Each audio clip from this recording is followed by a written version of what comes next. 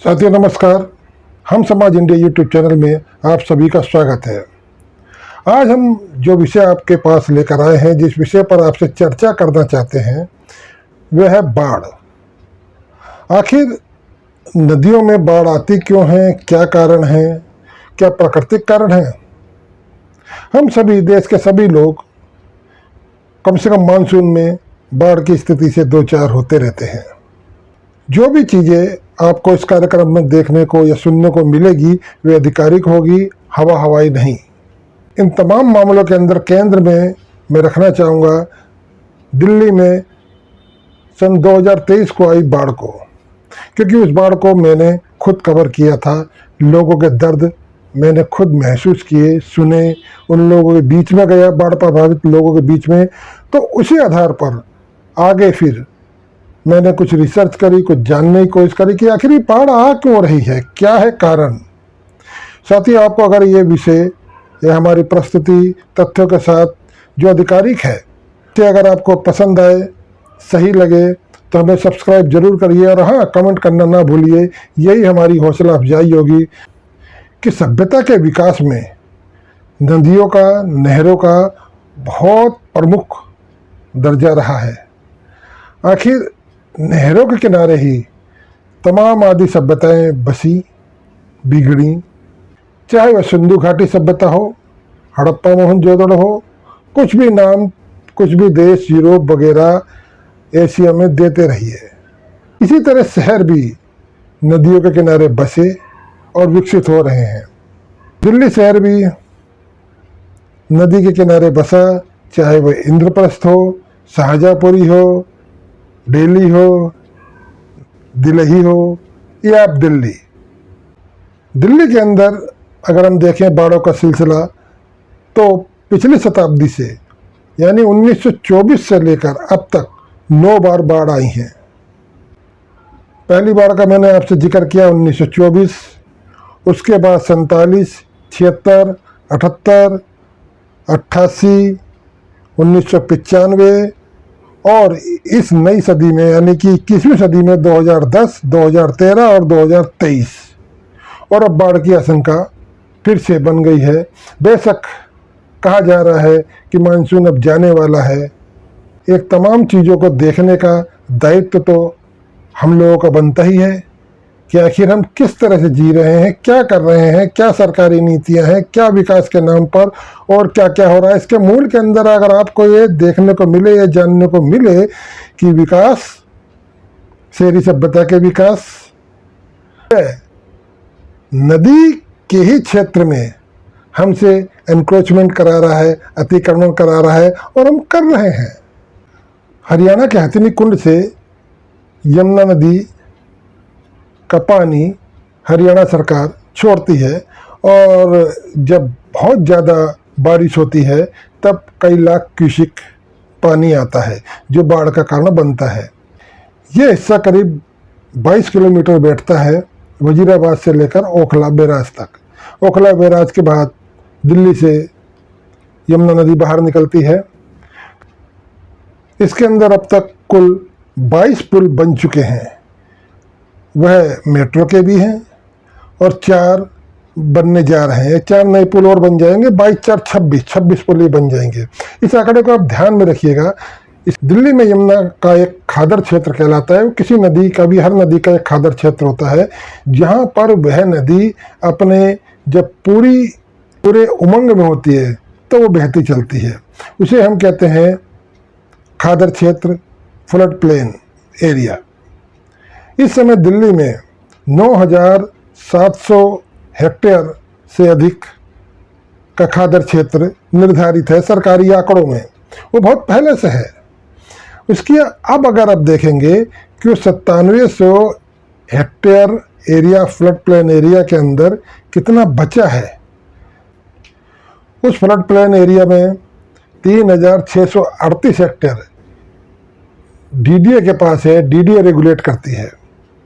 उसका हाल देखिए जो डीडीए के पास है। उस ज़मीन को कैसे कैसे एनक्रोच किया गया सरकारी संस्थानों ने और तमाम अवसरों पर किन किन ने, आपको ब्यौरा दिया जा रहा है। ध्यान, अक्षरधाम मंदिर के लिए 116 हेक्टेयर खेल गांव के लिए 63.5 hectare, Yamuna bank metro depot के लिए 40 hectare, Shastri park metro depot के लिए 70 हेक्टेयर और शेष क्षेत्र में आईटी पार्क, दिल्ली सचिवालय, मजनू का टीला और अबू फजल एन्क्लेव आदि जैसी बड़ी कॉलोनियों का अतिक्रमण है। और हाँ, इसी बीच कुछ कार्यक्रमों की मिसाल देखिए जो फ्लड प्लेन एरिया में खादर में कई एकड़ जमीन पर करने की सरकार खुद इजाज़त देती है, जबकि एनजीटी इसका विरोध करती है।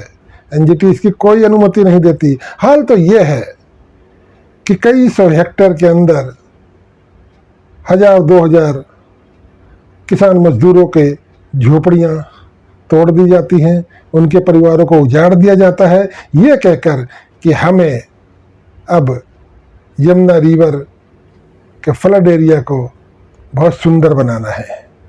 कमाल है। अब एक चीज़ और देखिए, दिल्ली का जो फ्लड प्लेन एरिया है उसको ओजोन कहा जाता है। उस ओजोन के अंदर भी अभी सरकारी संस्थान या सरकार किसी भी पार्टी की आए, सबका नेचर लगभग एक जैसा ही है। वह सरकारें उस ओजोन को भी अब विभाजित करके OII वगैरह बनाना चाहती है, यानी कि उस फ्लड प्लेन एरिया के अंदर भी एक बड़े हिस्से को लैंड यूज चेंज करके, उसका भूमि उपयोग चेंज करके उसको पब्लिक लैंड में कन्वर्ट करने की तैयारी चल रही है, जो लगभग पूरी हो चुकी है। 2021 के मास्टर प्लान में ये बात मेंशन की गई थी, 2041 के अंदर मास्टर प्लान में वो शामिल हो जाएगी। यानी कि वो जो फ्लड प्लेन एरिया बचा हुआ है उसके एक बड़े हिस्से के अंदर एनक्रोचमेंट के बाद भी हम सरकारी संस्थाएं किस तरह से कब्जा करती हैं या कराती हैं। हम समाधि स्थलों को भी देख सकते हैं, जिसका बड़ा एरिया खादर में ही बना है। 11 जुलाई 2023 को जब दिल्ली के अंदर यमुना नदी ने उफान था, उस समय राजघाट, लाल किला तक पानी आ गया था। शास्त्री पार्क, मयूर विहार, मजनू का टीला, 6 डिस्ट्रिक्ट में बाढ़ के पानी ने लोगों का जनजीवन ठप कर दिया था। कई 100 लाख रुपए का व्यापार को नुकसान हुआ था। और यानी कि कई शमशान घाट भी जो खादर क्षेत्र बने हुए थे वे भी बंद करने पड़े थे। हाल ये हो गया था, जिस यमुना के पानी पर दिल्ली वालों का जीवन, दिल्ली वालों की सांसें चल रही हैं। 3 ट्रीटमेंट प्लांट ओखला, वजीराबाद और चंद्रावल को बंद करना पड़ा था।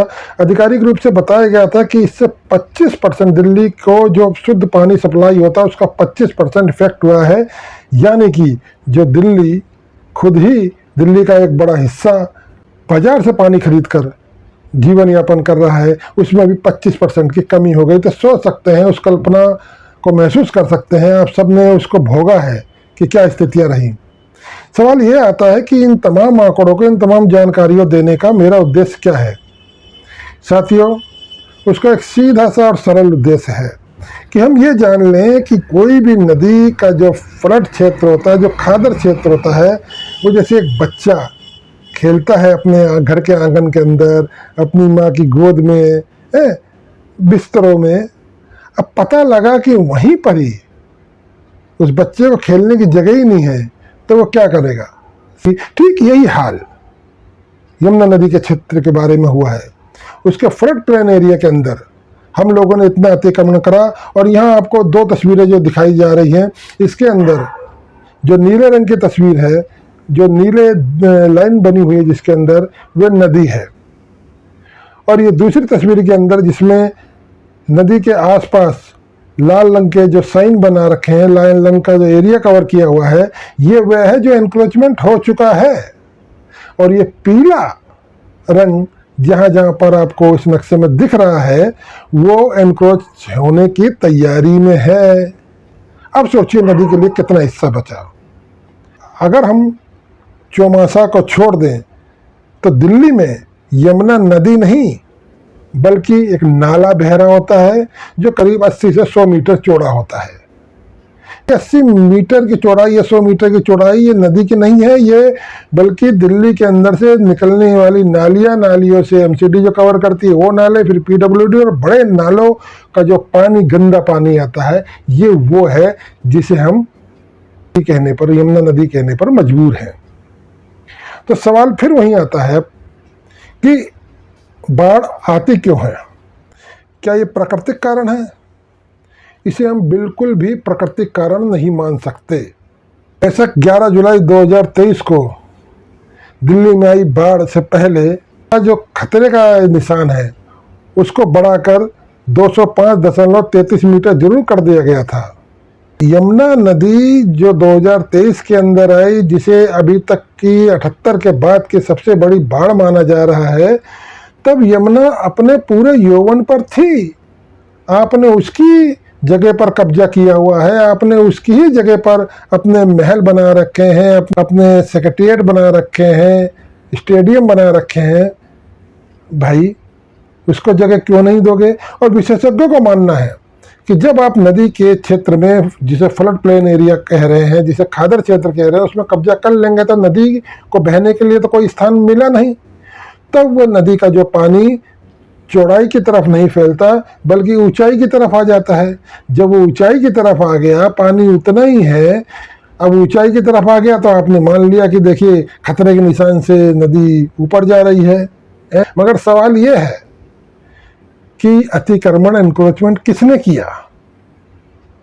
और सरकार ने कोई भी नीतियां अपनी क्यों नहीं बनाई? बेशक एनजीटी विरोध करती रहे, सब कुछ करती रहे। उसका एक छोटा सा उदाहरण मैंने आपको बताया ही था कि फ्लड प्लेन एरिया, ओजोन को एनजीटी ने जिसके बारे में कह दिया कि ओजोन के अंदर कोई भी हेरफेर नहीं किया जाएगा, डीडीए ने उसके अंदर हेरफेर कर दिया।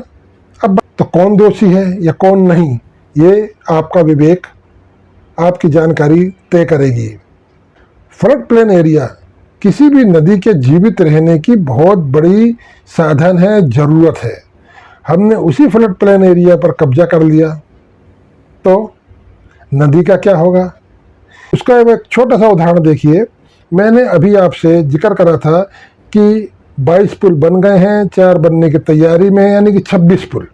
ये हमारे विकास की कहानी कहते होंगे, लेकिन नदी का क्या हाल हो रहा है उससे, और जनजीवन क्या प्रभावित हो रहा है उस पर भी देखिए। जब पानी हथिनीकुंड से छोड़ा जाता है, ये पानी उन्हीं कंक्रीट से टकराता है। कई बार जब रास्ता मिल जाता है तो ठीक है, नहीं मिलता तो ये नियम है कि पानी बैक मारेगा, यानी। लेकिन सवाल ये है, दिल्ली के अंदर जब पानी आता है तो वह टकराता है कंक्रीट से, सीमेंट से। हा?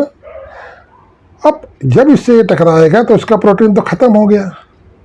तो यहाँ की जमीन कहाँ से उपजाऊ होगी? उसी का कारण है जो अब भी जो फ्लड प्लेन एरिया के अंदर जो मजदूर किसान खेती करते हैं, वो धान, बाजरा, इसकी खेती नहीं करते। वो खेती होती है सब्जी, तोरी, भिंडी, बैगन, यानी कि यहाँ की माटी भी इतनी उपजाऊ अब नहीं बची है। तो यह नुकसान होता है कि बहुत ज़्यादा खादर क्षेत्र में कंक्रीट का काम करने का। खुद डिसाइड कर सकते हैं कि बाढ़ वाकई बाढ़ आ रही है या नदी जो पूरी तरह से अपने यौवन में नहीं, लेकिन जो भी थोड़ी बहुत मानसून के अंदर वो फैलती है, उसकी जगह पर हमने कब्जा किया हुआ है और हम चिल्लाते हैं भागो भागो बाढ़ आ गई। हमें कहीं ना कहीं सरकार की उन नीतियों को भी देखना पड़ेगा, वरना चुप रहिए, शांत रहिए, जो हो रहा है अच्छा हो रहा है। नमस्कार, धन्यवाद।